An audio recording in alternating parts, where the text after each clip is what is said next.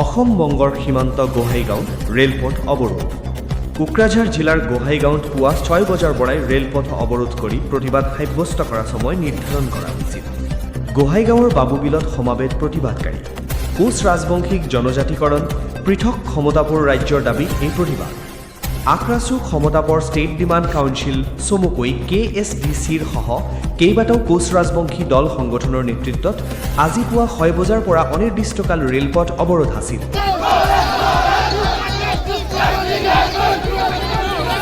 গোহাইগাঁও rail station সহ ভিন্ন স্থানত কটকটীয়া নিৰাপত্তাৰ ব্যৱস্থা প্ৰতিবাদকাৰীৰ গণতান্ত্ৰিক আন্দোলনক নিয়ন্ত্ৰণ কৰাৰ চেষ্টা আৰক্ষীৰ অনিৰ্দিষ্টকাল ৰেলপথ অৱৰোধ সাময়িকভাৱে স্থগিত কেন্দ্ৰীয় চৰকাৰে গৈ আলোচনাৰ বাবে মাতে দিল্লীলৈ এক সপ্তাহৰ ভিতৰত আলোচনা ফলপ্ৰসূ নহ'লে পুনৰ ৰেলপথ অৱৰোধৰ হুংকাৰ আগ্ৰাছু আৰু সমতাপুৰ ষ্টেট ডিমাণ্ড কাউন্সিল চমুকৈ KSDCৰ।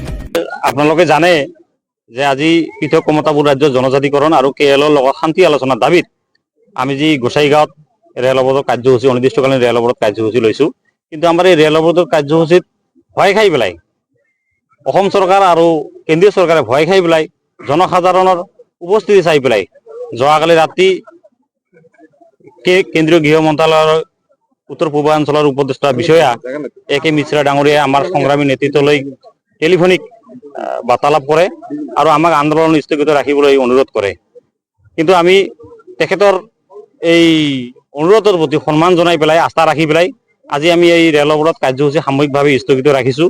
কাৰণ আমি বাস্তৱতে বিচাৰিছোঁ আমাৰ সমস্যাবিলাক সমাধান হোৱাটো। গতিকে আলোচনাৰ মাধ্যমেদি যদি সমস্যাবিলাক সমাধান হয় তেতিয়াহ'লে আমি আগবাঢ়িম বুলি কথা দিছোঁ। আৰু ইতিমধ্যে আমাৰ হীৰেন্নাথ ছাৰো টেলিফোনিক বাৰ্তালাপ কৰিছে আমাৰ লগত, আমি বৈঠকতো মিলিত হৈছোঁ।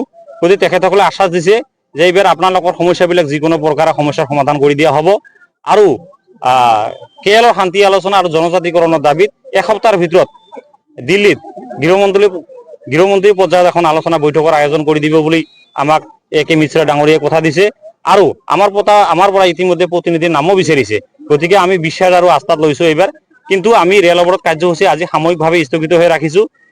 এসপ্তাহৰ ভিতৰতে যদি কোনো ধৰণৰ এই আলোচনা আগ নাবঢ়ে তেতিয়াহ'লে আমি 10 দিন পিছতে কিন্তু আমি আকৌ এই ৰেলপথ অৱৰোধ কৰিবলৈ আগবাঢ়ি যাম।